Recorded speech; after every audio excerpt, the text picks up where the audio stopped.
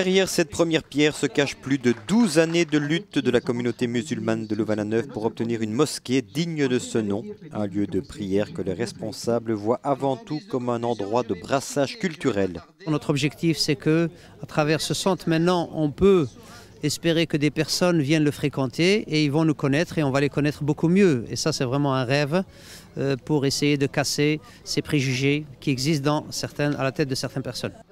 Casser les préjugés, d'autant plus important dans une période troublée par de nombreux attentats partout dans le monde.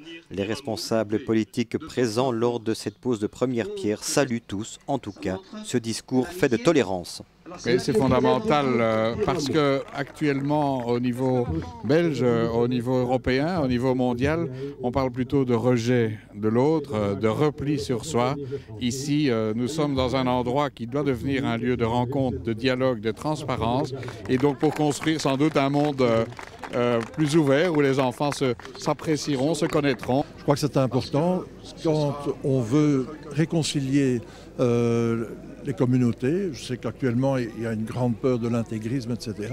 Je crois qu'il est important qu'on puisse avoir des lieux de rencontre, de dialogue, où chacun puisse s'exprimer et comprendre mieux l'autre. Représenté depuis longtemps sur le site de Louvain-la-Neuve, le culte musulman disposera donc d'une mosquée digne de ce nom, avenue Georges Lemaître, une réalisation rendue possible grâce à la collaboration avec la ville et l'université. Donc cette première pierre, c'est la possibilité enfin pour le culte musulman d'avoir un lieu digne pour accueillir et les fidèles et les autres aussi, parce qu'effectivement, l'esprit dans lequel tous les cultes travaillent, y compris les confessions philosophiques comme la laïcité, c'est l'intercultualité. Samedi, au cours de cette cérémonie, les femmes musulmanes n'étaient pas les moins heureuses et on peut les comprendre. Ça fait 50 ans depuis l'immigration marocaine dans les usines Enrico à Cour-Saint-Étienne que par la suite le regroupement familial s'est suivi et ces femmes attendent depuis 50, 40 ans pour pouvoir aller en tout cas prier. Une fois terminée, la mosquée ressemblera à ceci, une construction qui représente également un défi pour la société choisie.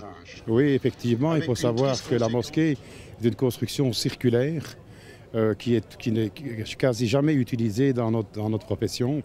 C'est archi rare, on peut voir quelques monuments bien spécifiques à Bruxelles, mais en général, ce n'est que la mosquée qui a vraiment la spécificité d'être ronde, qui se fait souvent sur 2 étages.